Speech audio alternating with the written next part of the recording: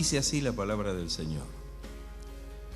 En el año que murió el rey Usías, vi yo al Señor sentado sobre un trono alto y sublime, y sus faldas llenaban el templo. Por encima de él había serafines, cada uno tenía 6 alas, con 2 cubrían sus rostros, con 2 cubrían sus pies, y con 2 volaban. Y el uno al otro daba voces, diciendo: Santo, Santo, Santo, Jehová de los ejércitos, toda la tierra está llena de su gloria. Y los quiciales de las puertas se estremecieron con la voz del que clamaba, y la casa se llenó de humo. Entonces dije: ay de mí que soy muerto, porque siendo hombre inmundo de labios y habitando en medio de pueblo que tiene labios inmundos, han visto mis ojos al Rey, Jehová de los ejércitos. Amén.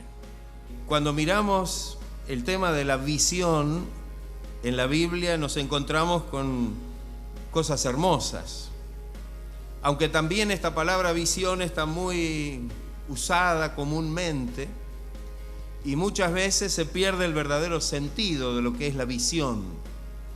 Porque muchas veces yo tengo visión de tal cosa y se habla mucho acerca de que el cristiano tiene que tener visión y tal vez que la iglesia tiene que tener la visión. Y se habla mucho de la visión sin fundamento bíblico.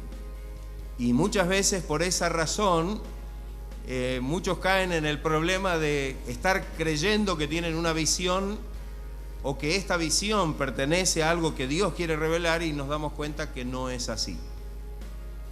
Que tal vez esa visión responde solamente a cosas que queremos nosotros o que idealizamos nosotros como creyentes, como cristianos, puede ser hasta como iglesia, hasta como institución.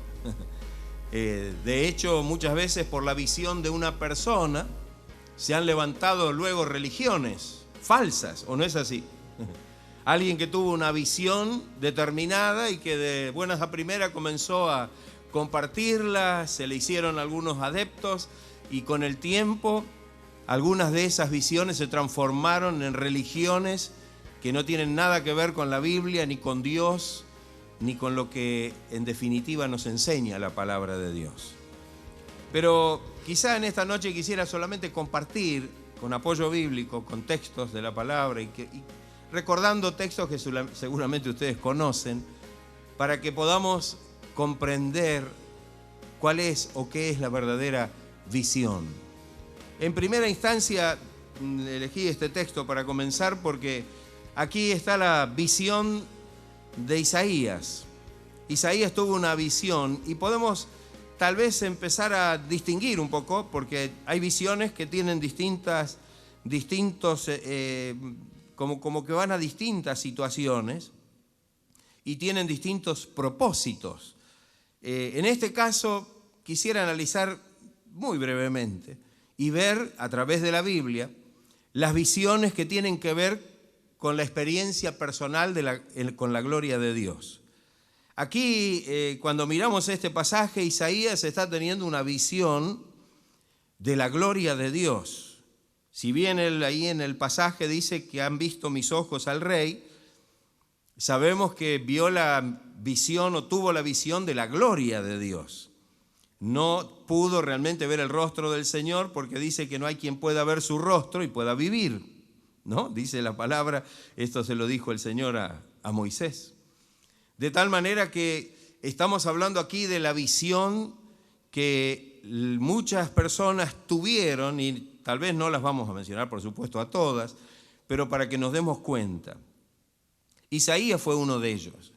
Isaías dice que estaba en el año que murió el rey Usías, dice que tuvo la visión de ver al Señor sentado sobre un trono alto y sublime, y sus faldas llenaban el templo. Entendemos que es una visión que está hablando de un trono tan alto y sublime como el cielo, pero que las faldas o las túnicas del Señor llegaban hasta la tierra, hasta el templo donde Él estaba. De tal manera que evidentemente era una visión fabulosa de la presencia de Dios. Y podía ver en esa visión no solamente la gloria de Dios en la persona del que estaba sentado, sino también dice que veía por encima de él serafines, es una orden de ángeles al servicio de Dios. Y lo que hacían estos serafines era, dice, decir: Santo, santo, santo, Jehová de los ejércitos, toda la tierra está llena de su gloria. Es decir, proclamaban la santidad de Dios, de este Dios que estaba sentado en el trono. En esta instancia lo que hace Isaías es darse cuenta que los quiciales de las puertas se estremecieron, como si de alguna manera hubiera habido alguna especie de terremoto o algún temblor que hacía que todo se estremeciera a la voz del que clamaba. Y también dice que la casa se llenó de humo. Quizá cuando esto lo vemos a la luz de la manifestación de la gloria de Dios en otras ocasiones, como en el templo cuando se inauguró el templo de Salomón, que la nube de gloria llenó la casa, dice, y de tal manera la presencia de Dios y de la gloria de Dios era que ni siquiera los sacerdotes podían ministrar. Así que esta casa, este humo que llenó el templo, tal vez se está refiriendo a la gloria de Dios que estaba cubriendo por completo ese lugar. Por supuesto, Isaías se siente totalmente indigno de estar en esa presencia. Y dice: ay de mí, que soy muerto, porque siendo hombre inmundo de labios y habitando en medio de pueblo que tiene labios inmundos, han visto mis ojos al Rey, Jehová de los ejércitos. Una visión gloriosa. Cuando hablamos de la visión, tenemos que entender que la Biblia no dice que todas las personas y todos los personajes bíblicos tuvieron alguna visión especial. Se menciona de algunos de ellos que han tenido la visión de la gloria de Dios y que de alguna manera esto fue muy importante para ellos. Si tuviéramos que preguntarnos a la luz de la palabra si esto es algo que podemos pedir como algo normal, diario, yo diría que son experiencias especiales. Yo diría que sí podemos anhelar tener una visión de la gloria de Dios, una experiencia totalmente sobrenatural que nos conecta con la presencia de Dios y a través de esa visión poder ver aspectos de la gloria de Dios. Seguro que a Dios no lo vamos a ver, pero seguramente se nos va a manifestar esa visión de la gloria de Dios. Piensen ustedes que dentro o en el contexto de esta visión de la gloria de Dios se produce una gran transformación en el profeta Isaías, porque de sentirse totalmente inmundo, sucio, incapaz, indigno de poder estar en su presencia y mucho menos de ser un enviado de Dios con algún propósito especial, sin embargo, en ese contexto de la presencia de la gloria de Dios, Isaías recibe una purificación de una manera tan gloriosa, ¿no? Uno de los ángeles tomó un carbón encendido del altar y dice que tocó sus labios, quitó su culpa y lo dejó apto.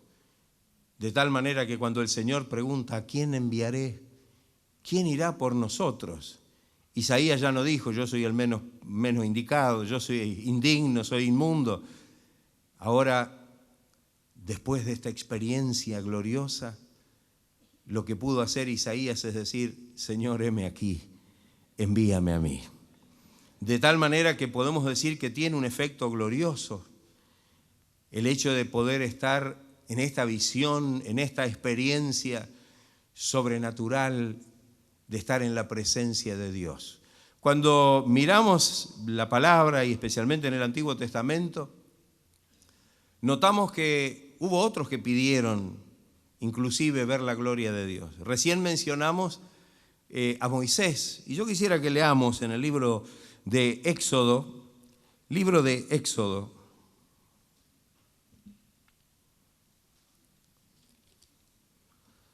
un pasaje que también seguramente lo hemos predicado, lo hemos enseñado muchas veces. ¿Amén? ¿Lo tiene? Éxodo capítulo 33.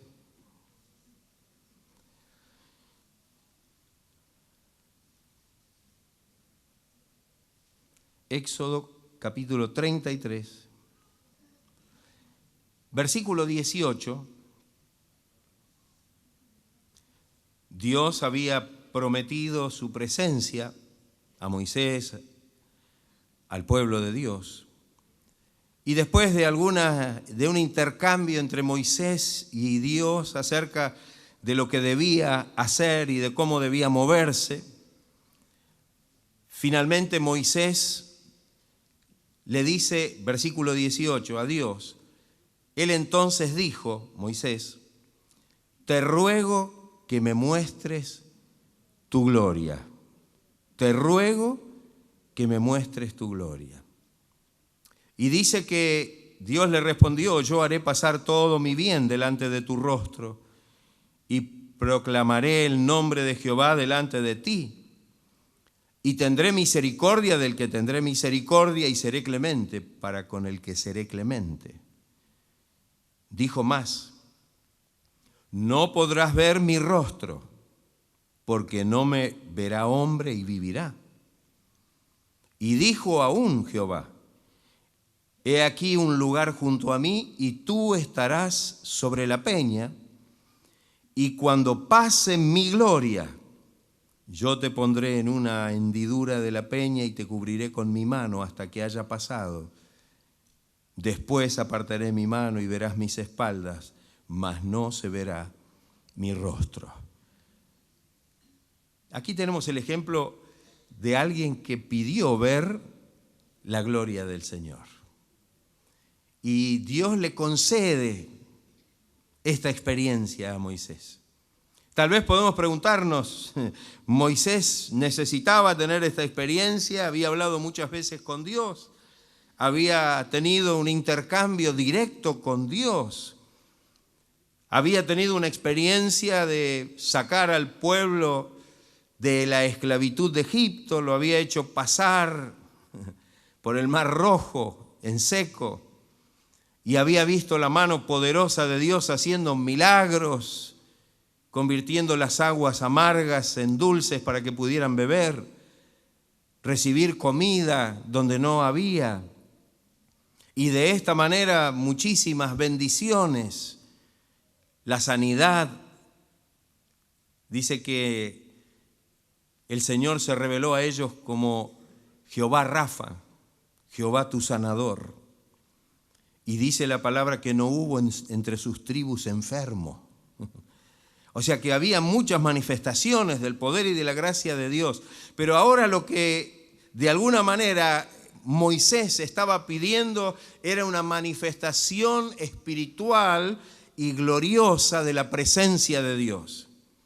Y yo le digo, créame que cuando la presencia de Dios de una manera sobrenatural se manifiesta en nuestra vida, se producen cambios. Porque lo que no puede hacer o lo que no pueden hacer muchas otras cosas que nos rodean, cuando la presencia poderosa del Señor y la gloria de Dios se presenta en nuestra vida, allí es cuando se manifiestan cambios maravillosos. Entonces, no está mal que le podamos pedir al Señor que podamos tener una visión de su gloria. Yo diría que necesitamos pedirle al Señor. No sabemos tiempos, no sabemos ocasiones, no sabemos absolutamente nada, porque Dios tiene su tiempo para cada cosa. Fíjense usted que la primera manifestación de Dios a Moisés fue la zarza ardiendo. Fue cuando Moisés vio ese arbusto encendido y que a pesar de estar encendido, estar prendido fuego, no se consumía. De tal manera que eso lo atrajo Y ahí pudo escuchar la voz de Dios.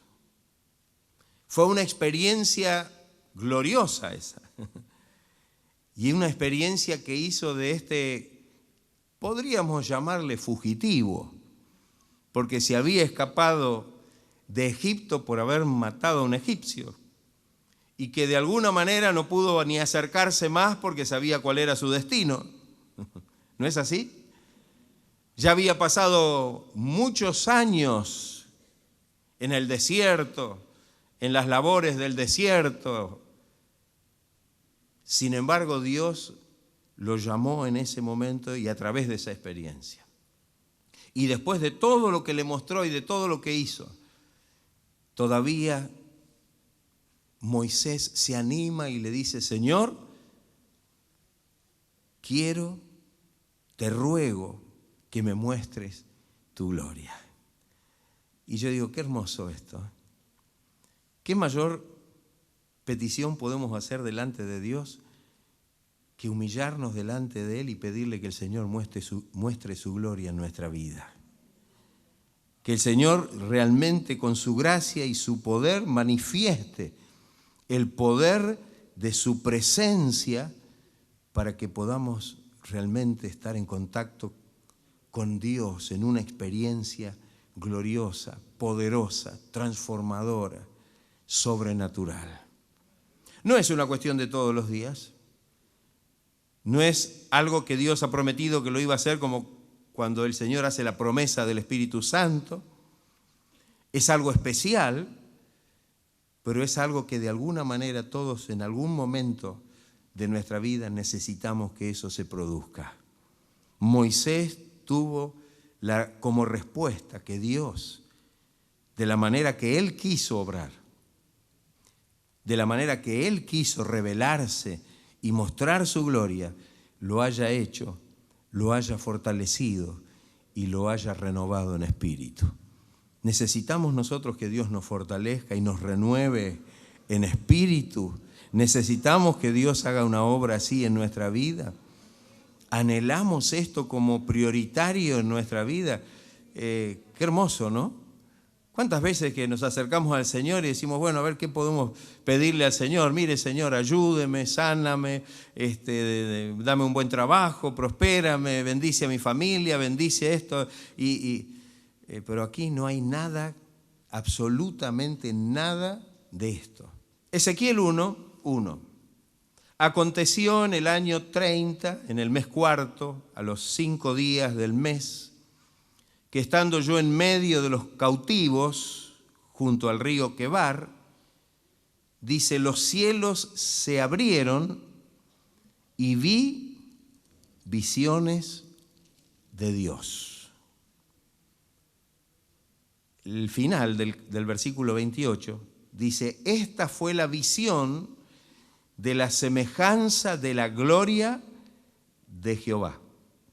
Y cuando yo la vi, me postré sobre mi rostro y oí la voz de uno que me hablaba. Gloria a Dios. Gloria sea el nombre del Señor. Ezequiel fue un profeta de Dios. Y vamos a ver que esta situación se repite en los profetas. Moisés fue un patriarca, Isaías fue un profeta, Ezequiel es un profeta. Y vemos que realmente Dios se manifiesta. Él estaba en medio de los cautivos, que habían sido llevados cautivos, y dice que estando entre ellos, en medio de los cautivos. Esto quiere decir que la visión es muy personal, porque a pesar de estar en medio de los cautivos, lleno de gente alrededor que estaban en la misma situación que él recibe una visión. Los cielos se abren y vi visiones de Dios. Y dice que esta fue la visión de la semejanza de la gloria de Jehová. Es decir, que el Señor se manifestó de una manera gloriosa en su vida. Por supuesto, tenía propósitos, como los tenía con Moisés, como los tenía con Isaías, porque después de haberle dado esa visión que lo transformó totalmente, el Señor le encarga de que debe realmente llevar el mensaje al pueblo de Israel. Y aquí de alguna manera también Ezequiel está recibiendo esto, pero necesitaba primero tener una experiencia gloriosa con Dios, algo sobrenatural. No era solamente que podía recibir una encomienda y decir, bueno, mire, vaya a tal lado, haga tal cosa, sino que había una experiencia, los cielos que se abren. Cuando decimos esto, decimos, ¿qué es los cielos que se abren? Tal vez podemos pensar cuando está nublado y de repente se corren las nubes y podemos ver el celeste del cielo. Pero acá se trata de otra cosa. Acá se trata de que aún ese celeste del cielo se abre y seguramente lo que pudo distinguir o ver de alguna manera velada, no sabemos, fue el trono de Dios en las alturas. Una comunicación directa con el que está más allá de los cielos, como dice la palabra, más allá del sol. Y qué hermoso, porque dice que esta visión de la semejanza fue la visión de la semejanza de la gloria de Jehová. Y dice que cuando la vio se postró sobre su rostro. No dijo, bueno, qué lindo, mire qué interesante. No. Quienes estuvieron en contacto con la gloria de Dios se humillaron.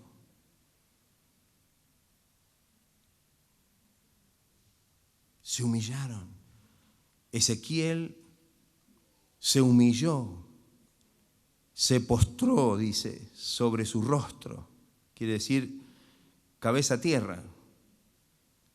Y oyó la voz de uno que hablaba. Y yo digo, qué glorioso, ¿no? Qué maravilloso esto.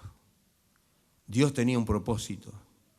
Y cuando pensamos, y tal vez muchos de ustedes han leído el libro de Ezequiel, dice cosas gloriosas. Porque Dios le muestra esta gloria. Y fíjense que en este capítulo primero, lo que ve, las visiones, estas visiones de Dios y de la gloria de Dios, hay cosas sobrenaturales que describe este capítulo de una manera maravillosa. Menciona un viento tempestuoso, una gran nube, un fuego envolvente, dice el versículo 4, un resplandor. Fíjese, esto es lo que él describe con sus palabras que de alguna manera tratan de explicar lo que estaba viendo, pero era algo sobrenatural. Dice que en medio de todo esto que estaba observando, dice la figura de 4 seres vivientes. Y era, dice, su apariencia como semejanza de hombre. Y allí muestra una serie de cosas que son realmente parte de la revelación de la gloria de Dios a Ezequiel. Y pastor dice, me puede decir, bueno, pero a lo mejor estamos hablando del Antiguo Testamento. Quizá esto era más que nada para aquellos que vivían en el Antiguo Testamento. Yo quisiera que revisemos un texto en 2 de Corintios, capítulo 12. 2 de Corintios, capítulo 12.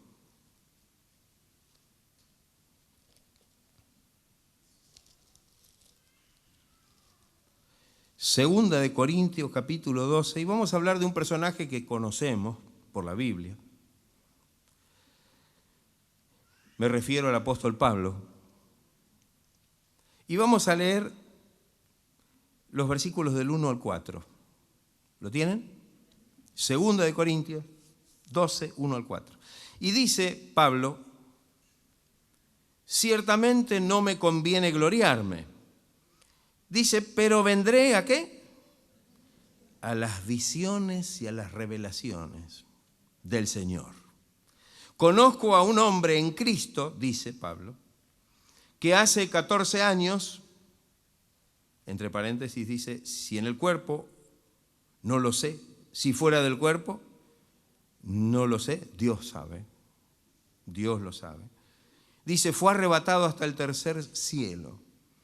Y conozco a tal hombre, Si en el cuerpo o fuera del cuerpo, no lo sé, Dios lo sabe, dice Pablo.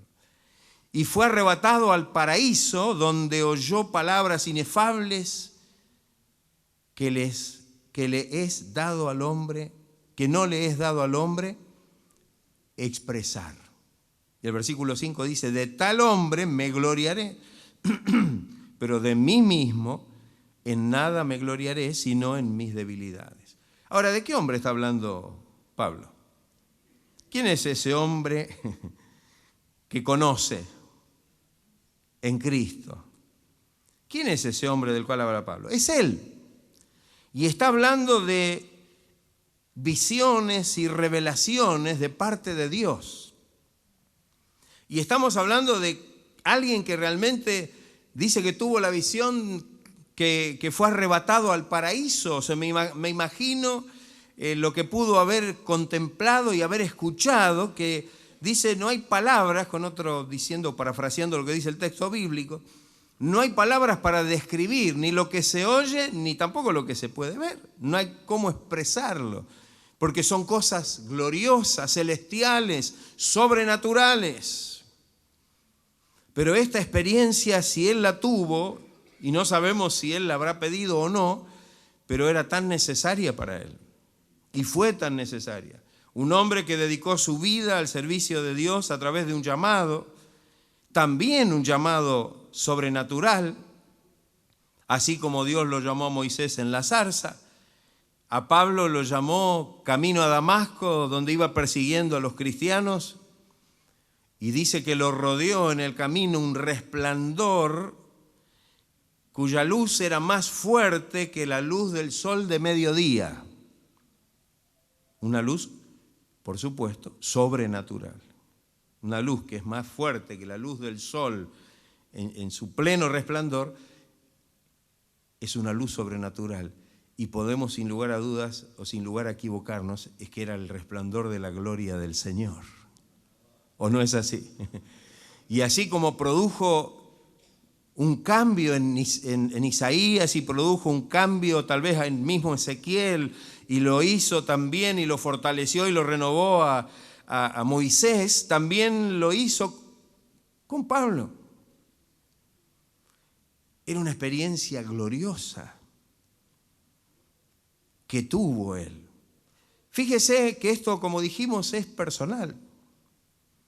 Porque en definitiva, ninguno de ellos trata de explicar la visión. Si bien algunos pudieron decir lo que vieron, pudieron de alguna manera, como el mismo Juan, cuando estaba allí recibiendo la revelación y la visión del Apocalipsis, pudo relatar y escribir, como el Señor le dijo que hiciera, todas las cosas, pero piensen que algo que Dios le reveló a él.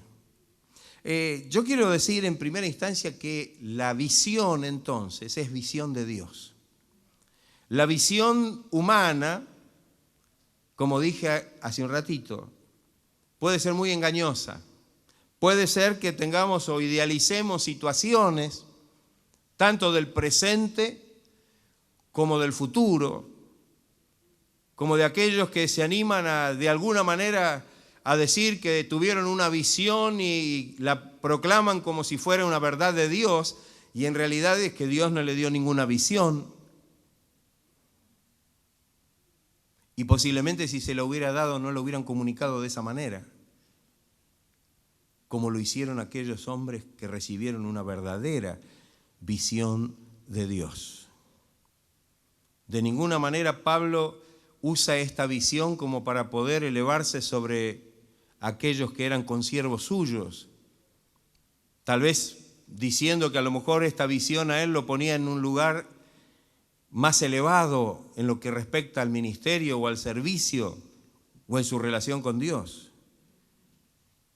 Pablo seguía muy consciente de la debilidad de su vida en el aspecto natural, de su propia naturaleza, pero había algo poderoso que lo sostenía.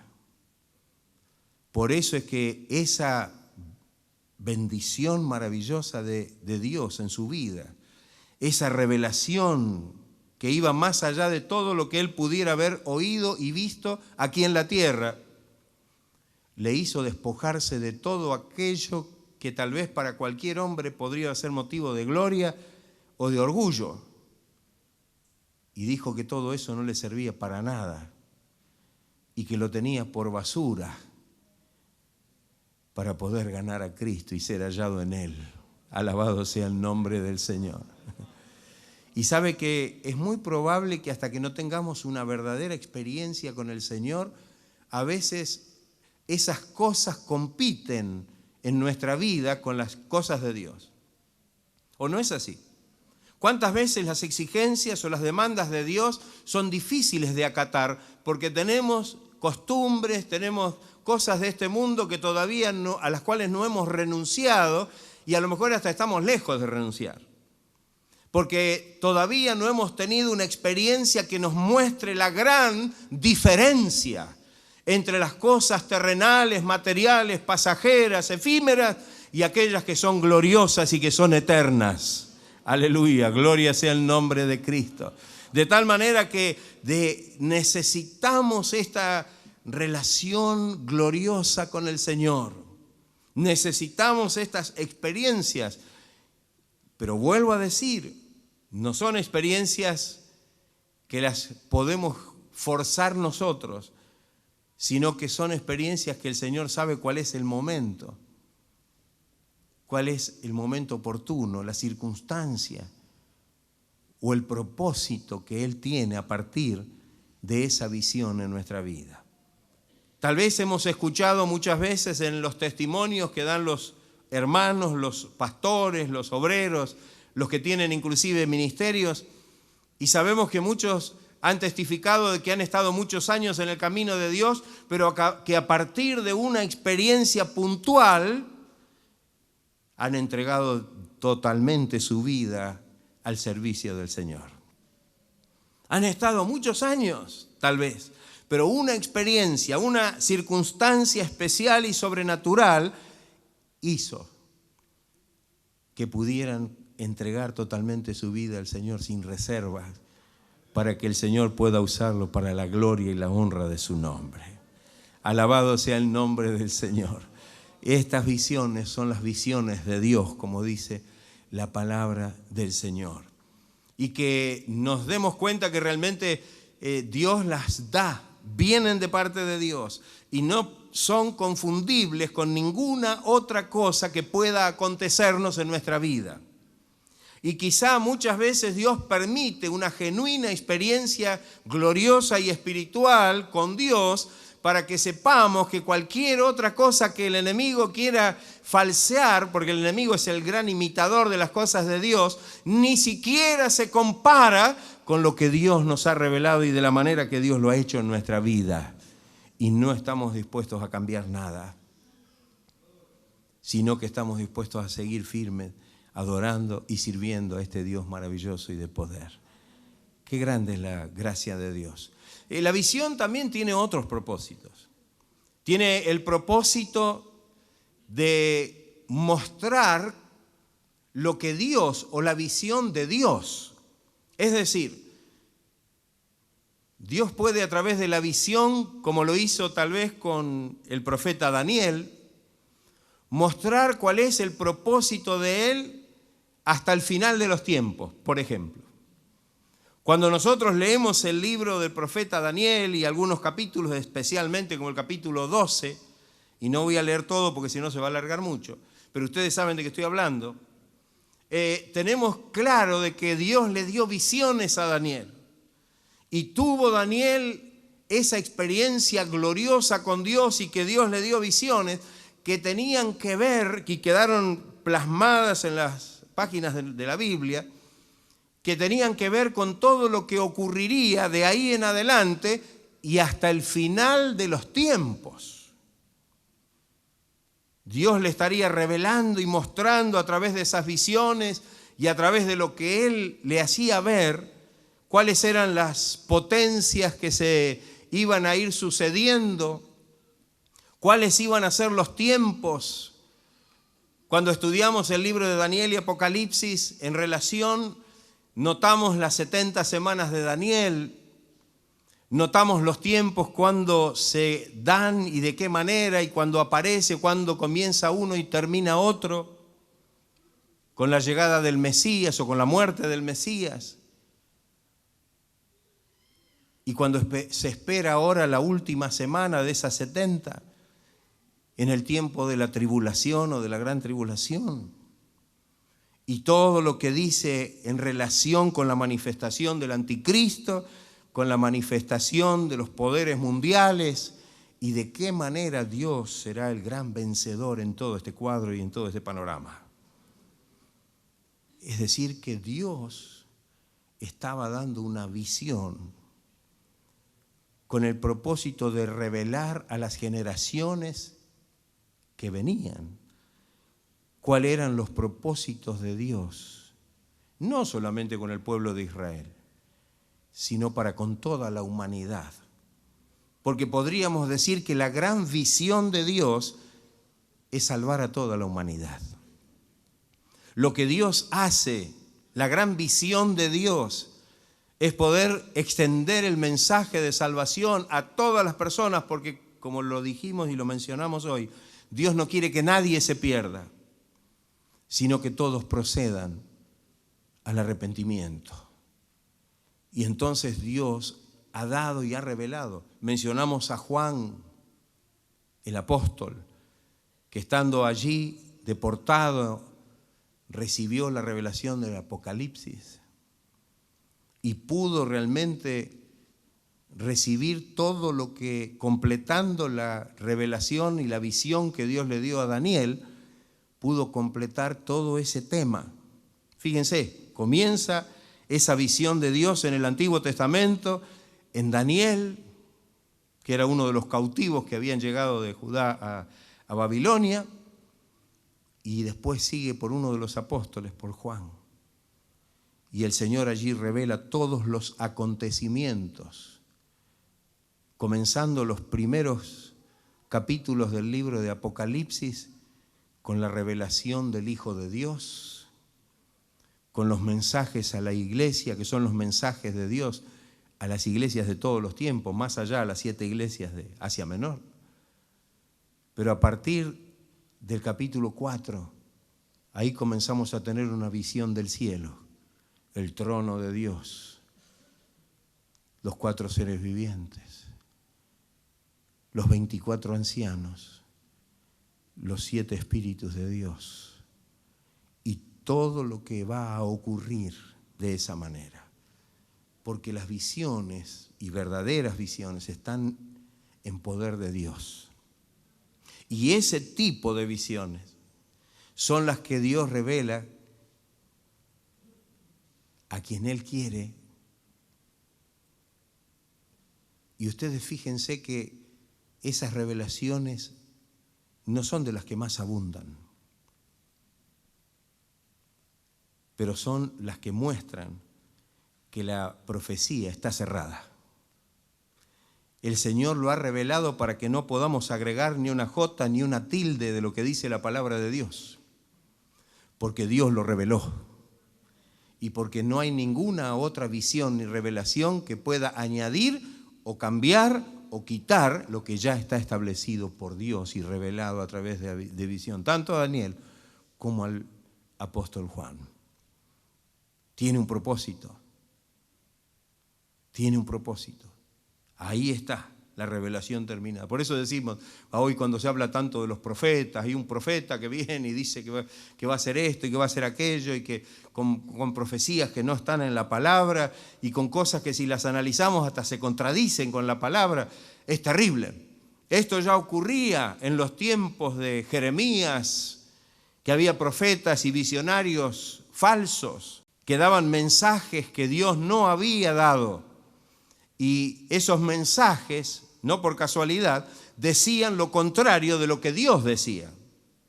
Y cuando Dios a Jeremías le revelaba y le mostraba qué era lo que iba a suceder si el pueblo de Dios no se arrepentía, este otro personaje, y nos referimos al profeta Ananías, uno de ellos, era el que decía todo lo contrario. Y sabe lo que pasa y era lo que el pueblo quería escuchar. Ananías decía lo que al pueblo le gustaba. Quédense tranquilos, está todo bien, ustedes son hijos de Dios, no le va a pasar nada malo. Sigan haciendo lo que quieran porque esto, Dios es bueno, Dios... Jeremías tuvo que proclamar una verdad, pero era la verdad que Dios le estaba revelando. Y son las únicas que se cumplen. Jeremías tuvo varias visiones, no sé si se acuerdan.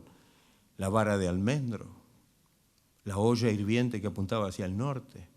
Y todo eso tenía un significado, por eso digo que son visiones específicas sobre cosas que se iban a cumplir en el ministerio y se les iba a encomendar a los profetas para ese tiempo. Y también lo vemos en el Nuevo Testamento, que hubo quienes de los apóstoles tuvieron visiones. Pedro tuvo visión cuando estaba allí descansando, esperando que le hicieran la sopa. Se fue a la terraza, tal vez a tomar aire o sol, y allí el Señor le muestra una visión a Pedro. Un lienzo que baja, lleno de animales que consideraban los judíos inmundos, y una voz que le dice: Pedro, mata y come. No, yo no voy a... No. 3 veces el Señor, hasta que le hizo ver que esto venía de Dios. Una revelación que le indicaba, a pesar de todo lo que él tenía en su acervo judío y todo lo que tenía que ver con todavía su apego a las doctrinas judaizantes, le hizo ver que el Evangelio y la salvación era para todas las personas y que ahora iba a tener que ir a hablarle a un gentil, a Cornelio. ¿Qué le parece? La visión. Cuando Pablo estaba yendo por Asia Menor y tenía el sentir y tenía lo que él creía de Dios, que tenía que ir a las regiones superiores de Asia Menor, al norte, Ponto, y ahí estaba preparando todo el viaje para recorrer las zonas superiores, el Señor en una visión le hizo ver a un hombre macedonio que le estaba pidiendo ayuda, una visión, pero que le cambió el rumbo a Pablo de su viaje misionero. Porque en definitiva, el que sabía dónde tenía que ir era Dios, no era Pablo tampoco. Entonces Dios se valió de una visión para hacerle entender, porque si tal vez le hubiera mandado a alguno de los compañeros y le hubiera dicho: mire, Pablo, ¿no será mejor cruzar para el otro lado y pasar por Macedonia y después agarramos Acaya o agarramos... Tal vez Pablo hubiera dicho, ¿y por qué? Pero no se pudo rebelar contra la visión celestial. No pudo decir que nadie le había presionado para que hiciera una cosa que no quería hacer o que no había pensado o no había programado hacer. Y por eso es que cuando uno tiene una responsabilidad, muchas veces Dios le da la visión, porque es de Dios, para que haga tal o cual cosa y no la podemos explicar. Porque la visión nos muestra claramente una dirección y un mensaje que no queda opción más que cumplirla. Y en el cumplimiento de esa visión, que no es nuestra, pues alguno dirá: mire qué visión tuvo Pablo, como diciendo que él tenía la visión de que iba a llenar a lo mejor todas esas regiones con el Evangelio y tuvo la visión de que iba a llegar a Roma. La visión se la dio el Señor, no es nuestra. Entonces Pablo tuvo que obedecer la visión celestial y tuvo que hacer lo que el Señor le estaba encomendando. Qué maravilloso el hecho de que nosotros podamos entender esto en la palabra de Dios. Entender estas situaciones. Pero no para que nos convirtamos en creyentes místicos. Porque veo que a veces en algunas facciones de la religión hay ciertas áreas místicas. Y muchas veces cuando hablamos de la revelación de la gloria de Dios y hablamos de la visión que Dios nos puede dar en relación con la obra, con nuestro ministerio, con la iglesia, con el tiempo en que vivimos, o con un mandato específico para que debamos realmente conducirnos en esa dirección, muchos piensan que es algo místico. Pero ¿saben una cosa? Tenemos que tener cuidado y ser temerosos de Dios. Y saber que Dios no hace cosas que perturben o que de alguna manera confundan al cristiano y mucho menos a la iglesia. Y las directivas que vienen de parte de Dios vienen de manera clara y vienen de manera absoluta. Y muchas veces, confundimos lo que es visión con misión. Es la parte que me quiero referir como para cerrar esto.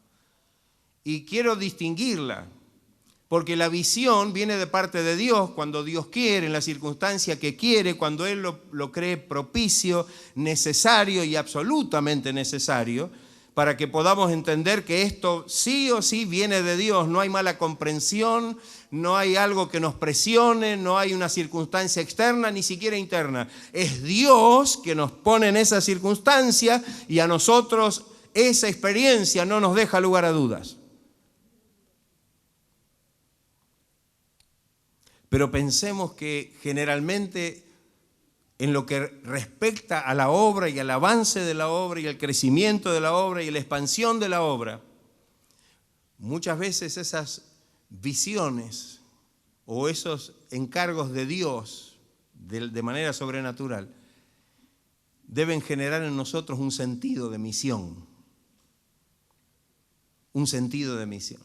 Y que en definitiva lo que estamos haciendo no lo hacemos porque tenemos una gran visión nosotros, sino porque Dios nos muestra cuál es su visión y nosotros estamos dispuestos a actuar y a obedecer para que esa misión que nos ha sido encomendada podamos llevarla a cabo para que Dios muestre su propósito.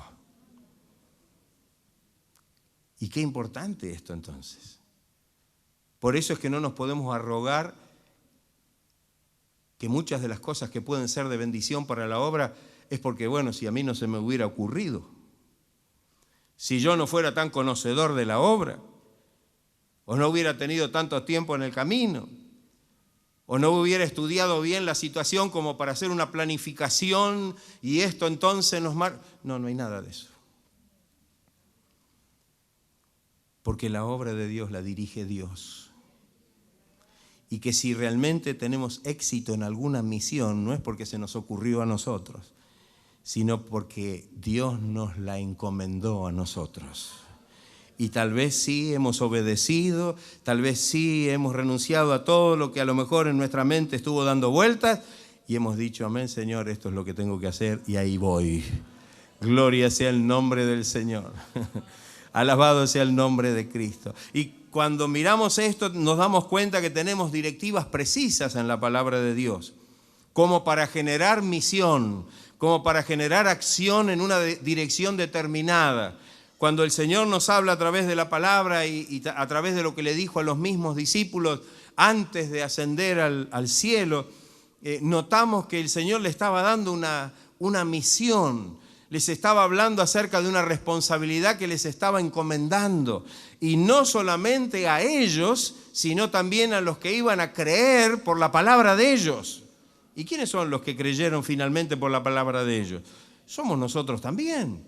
Hasta nosotros ha llegado el Evangelio que comenzó a difundirse allí en Jerusalén y que después a través de lo que Dios permitió en lo que hace a la persecución comenzó a extenderse por todo Judea y pasaron y invadieron Samaria y siguió y sigue. Y Dios nos da instrucciones claras para que podamos saber que básicamente tenemos una misión que cumplir. Tengamos o no una visión específica en alguna situación especial. Tenemos una misión que cumplir, que es la que el Señor ha establecido. Ir por todo el mundo y predicar el Evangelio a toda criatura.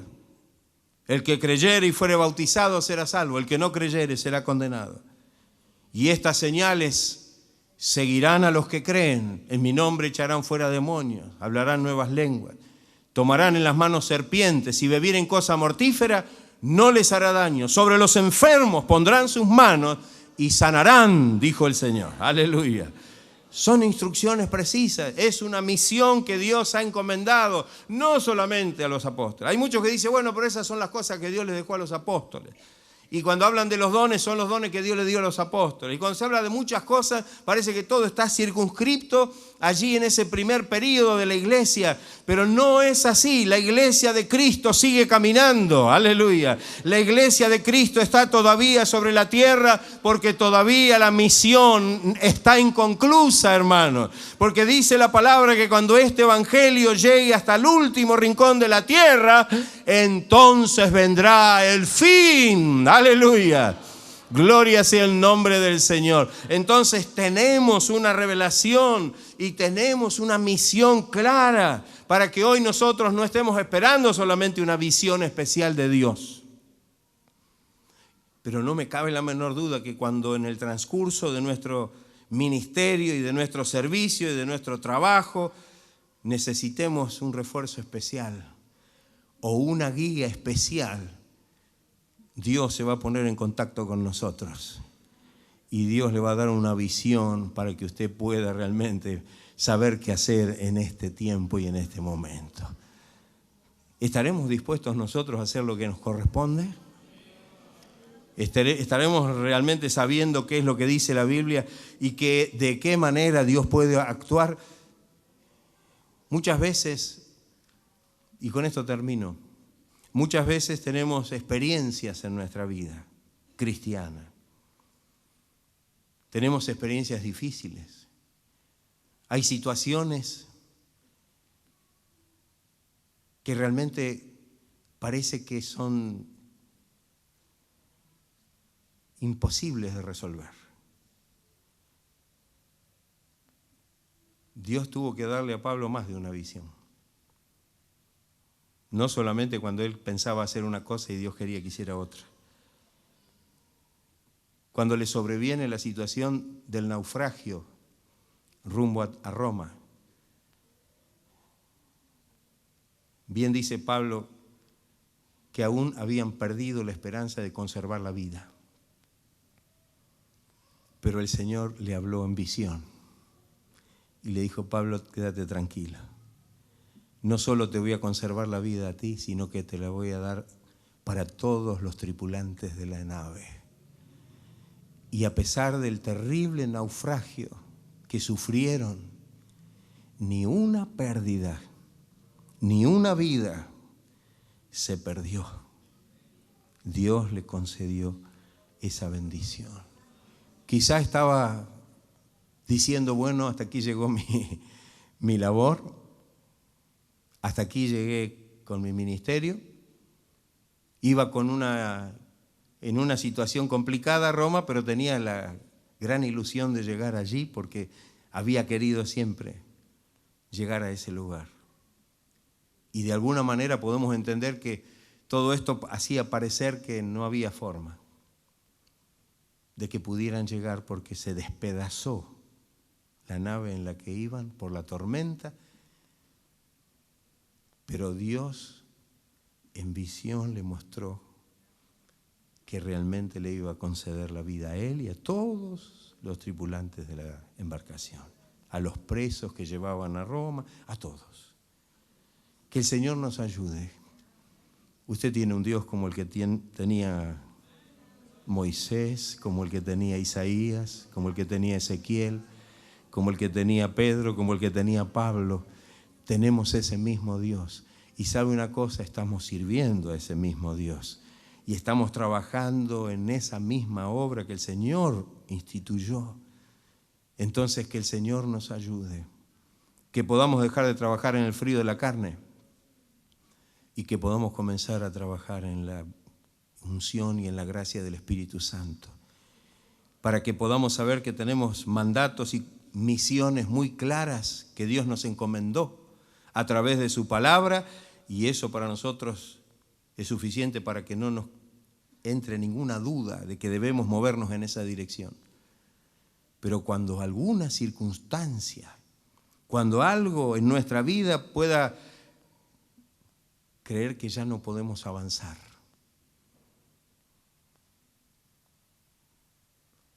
Moisés le pidió al Señor. Moisés dijo: Señor, yo no me voy a mover si tu gloria no va con nosotros, si tú no vienes con nosotros.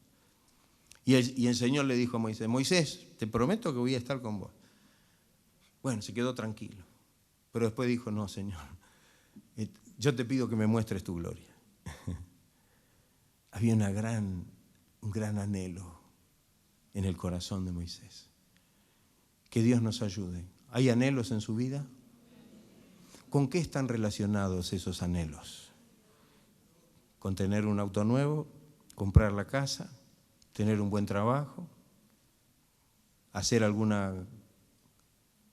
¿O el gran anhelo es poder estar en la presencia de Dios y servirle al Señor porque Él nos ha llamado? Porque si estamos aquí es porque el Señor nos llamó, no porque hayamos querido nosotros y se nos ocurrió estar, sino porque el Señor nos ha llamado y porque Él tiene propósitos específicos, definidos sobre cada una de nuestras vidas. Dios es un Dios personal y Dios trata con cada uno para ayudarnos, para renovarnos, para fortalecernos, para cambiarnos y para enviarnos a predicar la palabra del Señor.